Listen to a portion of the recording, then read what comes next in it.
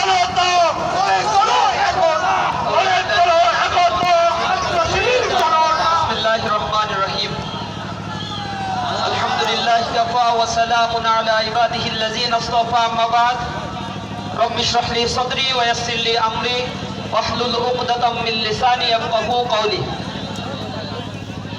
মানবতার মুক্তির আন্দোলন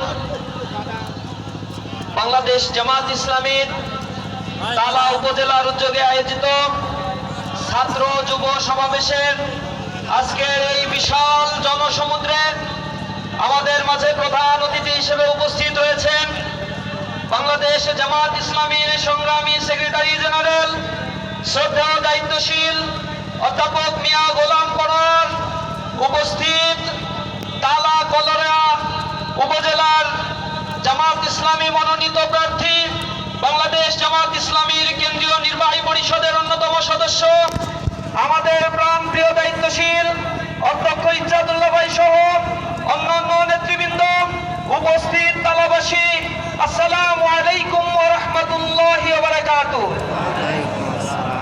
আমি বাংলাদেশ ইসলামী ছাত্র শিবিরের একটি মজলুম সংগঠনের প্রতিনিধি হিসেবে আজকে এই ছাত্র যুব সমাবেশে আপনাদের সামনে উপস্থিত হয়েছি।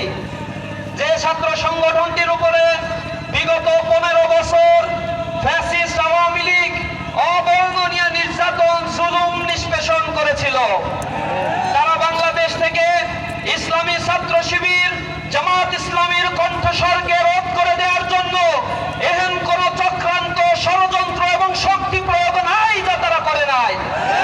তারা মনে করেছিল আমাদের গুম, খুন, হত্যা, আমাদেরকে নির্বাসিত করে বাংলাদেশের মাটি থেকে তারা নিশ্চিহ্ন করে দিতে পারবে। কিন্তু আজ 2024-25 সালে আমরা এসে দাঁড়িয়ে বলতে পারছি বাংলাদেশের টেকনাফ থেকে তেতুলিয়া, রূপসা থেকে পাটুরিয়া, তামাবিল থেকে বাংলা বাঁধ পর্যন্ত প্রতিটি করিডরে ইসলামী ছাত্র শিবিরের জনশক্তি তৈরি হয়েছে। এই আন্দোলনকে স্তব্ধ করে দেওয়ার জন্য আপনারা দেখেছেন গুম কমিশন রিপোর্ট পেশ করেছে, সেখানে একটি ছাত্র সংগঠনের রিপোর্ট তারা আলাদা করে পেশ করেছে। একক ছাত্র সংগঠন হিসেবে 31% গুমের শিকার হয়েছে শুধু বাংলাদেশ ইসলামী ছাত্র শিবির। বিএনপি, ছাত্রদল, তাঁতি দল, যুব দল, অমুক দল, তমুক দল সব মিলে 35% হয় না তাদের। তারা নাকি আওয়ামী ফ্যাসিবাদের বিরুদ্ধে আন্দোলন করছে 15 বছর। ছাত্র জনতার আন্দোলনে তারা যে সুযোগ নিয়েছে, এ বাংলাদেশের স্বাধীনতার পরবর্তী ইতিহাস সাক্ষী। প্রতিবার আন্দোলন পরবর্তী প্রতিবারই সুযোগ সন্ধানী এই দলটি সুযোগ নিয়েছে আর জনগণের ঘাড়ে চেপে দুর্নীতির স্বর্গরাজ্য তারা তৈরি করেছে। 2001 সাল থেকে 2006 সাল পর্যন্ত তারা যখন সরকার গঠন করেছিল, জামাত ইসলামী তাদের সাথে ছিল। জামাত ইসলামী ছাড়া একবারও তারা সরকার গঠন করতে পারে নাই, সক্ষমতা তাদের হয় না এই বাংলাদেশে। 1 সাল থেকে 6 সাল পর্যন্ত যখন তারা ক্ষমতায় ছিল, তখন জামাত ইসলামীর 3টা মন্ত্রণালয়ের 2 জন মন্ত্রী ছিলেন। এখানে 17 জন সংসদ সদস্য নির্বাচিত হয়েছিল। জামাত ইসলামীর 1 জন নির্বাচিত সংসদ সদস্যের বিরুদ্ধে কোনো এলিগেশন, কোনো দুর্নীতি, টাস্ক ফোর্স, দুর্নীতি দমন কমিশন টাস্ক ফোর্স গঠন করেও তারা পায় নাই। কিন্তু এই সময়ে তিনবার দুর্নীতিতেই বাংলাদেশ চ্যাম্পিয়ন হয়েছিল। আমার প্রশ্ন, ওই সময় কারা তখন দুর্নীতিতে লিপ্ত হয়েছিল? জনগণ সেই কথাগুলো ভুলে যায় নাই। জনগণ তাদেরকে জবাব দেওয়ার জন্য প্রস্তুত আছে। আজকে বাংলাদেশের প্রত্যন্ত এলাকাগুলোতে তারা দপ্প ফ্যাসিবাদের আমরা এক প্রতিধ্বনি শুনতে পাচ্ছি। ফ্যাসিবাদের উত্তরসূরি হতে চলেছে তারা। আপনারা দেখেছেন নোয়াখালীতে গতকাল এবং তার আগের দিন আমাদের 2টি প্রোগ্রাম হয়েছে। একটা প্রোগ্রাম ছিল যুবকদের নিয়ে, যারা 40 দিন তাকবীরে উলার সাথে জামাতের ছাত্র যুবকরা নামাজ পড়েছে, তাদেরকে নিয়ে ইসলামী ছাত্র শিবির প্রোগ্রামের আয়োজন করেছে তাদেরকে রিওয়ার্ড দেওয়ার জন্য। তারা তাদের এটা মনে ধরে নাই, তারা সেখানে আক্রমণ করেছে। আমাদের ভাইরা আহত হয়েছে, আমরা প্রতিবাদ করি নাই, তাদের গায়ে হাত দেই নাই, আমরা সহনশীলতায় বিশ্বাসী। সন্ত্রাসী কর্মকাণ্ডের মাধ্যমে মানুষের মন জয় করা যায় না। পরের দিন আমরা আবার দারসুল কোরআনের আয়োজন করেছিলাম। সেই মসজিদে যুবদল, বিএনপি এবং ছাত্রদল যৌথভাবে সেখানে আক্রমণ করে আমাদের কয়েকশো ভাইকে সেখানে আহত করেছে। তারা কোরআনের আন্দোলন আমরা করি, কোরআন শিক্ষার কাজ মসজিদের জন্য, কোন রাজনৈতিক দেউলিয়াত্মকতা সংগঠনের জন্য মসজিদ নয়। এই মসজিদগুলোতে যখন এর আগে আমরা দারসুল কোরআনের আয়োজন করতাম, যুব শ্রেণীকে কোরআন শিখাতাম, তখন ওই ফ্যাসিবাদদেরকে দেখতাম পুলিশ নিয়ে এসে আমাদেরকে গ্রেফতার করতে। মসজিদ থেকে আমাদেরকে গ্রেফতার করার পরে সন্ত্রাস বিরোধী আইনে আমাদেরকে মামলা দেওয়া হতো, আমাদেরকে বলা হতো আমরা নাকি দেশদ্রোহী, আমরা নাকি সন্ত্রাসী, কারণ আমরা কোরআনের কথা বলি।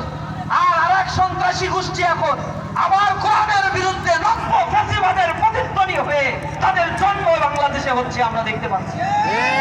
জনগণ যাদেরকে বিতাড়িত করেছে তা থেকেও তারা শিক্ষা নেয়। এই শিক্ষা না নেওয়ার পিছনে তাদের মূল কারণ আমরা যা মনে করি, তাদের দলের মধ্যে ইউনিয়ন পর্যায় পর্যন্ত আওয়ামী ফ্যাসিবাদের পুনর্বাসনের সকল প্রচেষ্টা তারা করেছে। প্রতিটি ক্যাম্পাসে তারা যে কমিটি দিয়েছে, তারা আমাদেরকে বলে গুপ্ত, আমাদেরকে বলে রাজাকার, আবু বদর, আশাম, মিথ্যা প্রোপাগান্ডা ছড়িয়েছে। আমরা তাদের প্রোপাগান্ডার জবাব না দিয়ে আমাদের কোরআনের বাণীগুলো ছাত্রদের কাছে কাছে আমরা গিয়ে গিয়ে পৌঁছে দেওয়ার জন্য চেষ্টা করেছি। আপনারা দেখেছেন বিশ্ববিদ্যালয়গুলোতে আজকে নির্বাচন হয়েছে, প্রতিটা বিশ্ববিদ্যালয়ে ছাত্ররা ইসলামী ছাত্র শিবিরের উপর তারা আস্থা রেখেছে। এবং প্রথম ইলেকশন, তারপরে দ্বিতীয় ইলেকশন হয়েছে জাহাঙ্গীরনগরে, দ্বিতীয় চট্টগ্রাম বিশ্ববিদ্যালয়, চতুর্থ রাজশাহী বিশ্ববিদ্যালয়। একটা বিশ্ববিদ্যালয়ের পরে আর একটা বিশ্ববিদ্যালয়ে ইলেকশন হলে পূর্বের চাইতে আরো ভালো ফলাফল ইসলামী ছাত্র শিবির পরের বিশ্ববিদ্যালয় করে।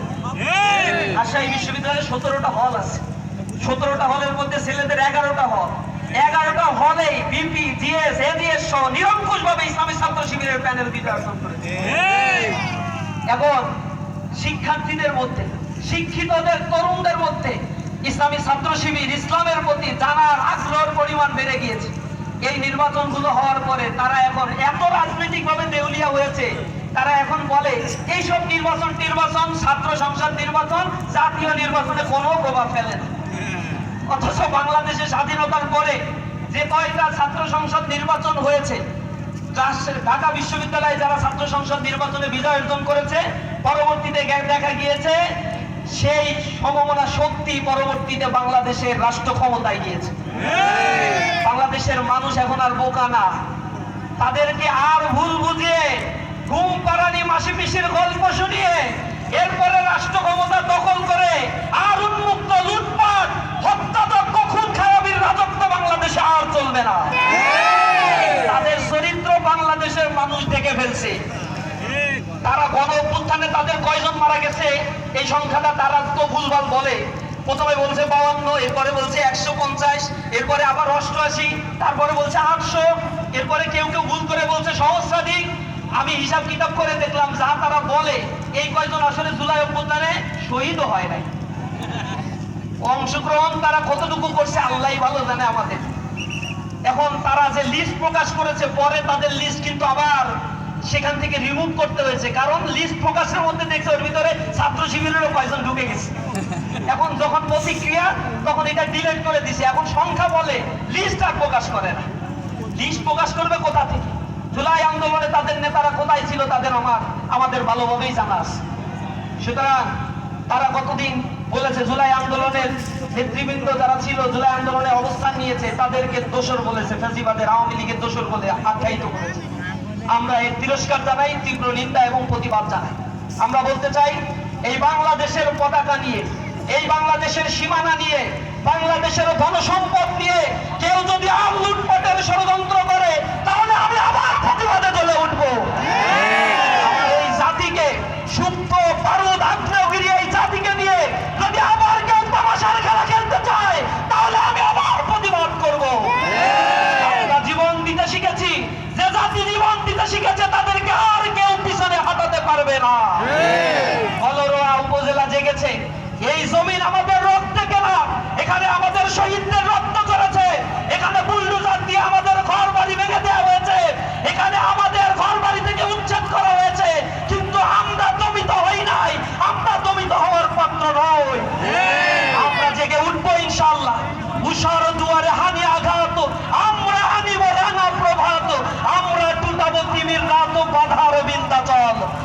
অন্ধকার বিতরিত করে দেওয়ার জন্য আমরা মানসিকতায় সেই খোদার বাণী লালন করে আমরা আমাদের জীবনকে গড়ে তুলি। এজন্য তরুণ যুবকেরা প্রতিটা আন্দোলনে বাংলাদেশকে গড়ে তুলেছে। পৃথিবীর মানচিত্র তরুণ যুবকেরা পরিবর্তন করে দিয়েছে। আজকে আমরা শপথ নিতে হবে, মানুষের কাছে দ্বীন ইসলামের কথাগুলো বলবো। ওরা হিংসা ছড়াবে, ওরা কোটি কোটি টাকা লুটপাট করেছে নির্বাচনে, সেগুলো অপব্যয় করবে। ফ্যাসিবাদ আওয়ামী লীগ চলে গেছে, তাদের প্রেতাত্মা যারা এখনো বিদ্যমান রয়েছে তাদের পিছনে তারা টাকা ঢালবে। হয়তো এত টাকা আমাদের নাই, কিন্তু আপনাদেরকে এক একটা ক্যাম্পেইনের এক একজন মশালধারী এক একজন মানুষে পরিণত হতে হবে। প্রতিটা ঘরে ঘরে মানুষের কাছে গিয়ে ইসলামের বাণী কোরআনের কথাগুলো পৌঁছে দিতে হবে। বলতে হবে নতুন এক পরিবর্তনের আভাস এসেছে। এই পরিবর্তনে যদি আমরা কার্যকর ভূমিকা না রাখতে পারি, বাংলাদেশ আবার এক অন্ধকারে নিমজ্জিত হতে চলেছে। সুতরাং আমরা এই বাংলাদেশের অস্তিত্বকে, বাংলাদেশের সার্বভৌমত্বকে টিকিয়ে রাখার জন্য আমাদের নিজ নিজ জায়গা থেকে সবাই সংকল্পবদ্ধ হব।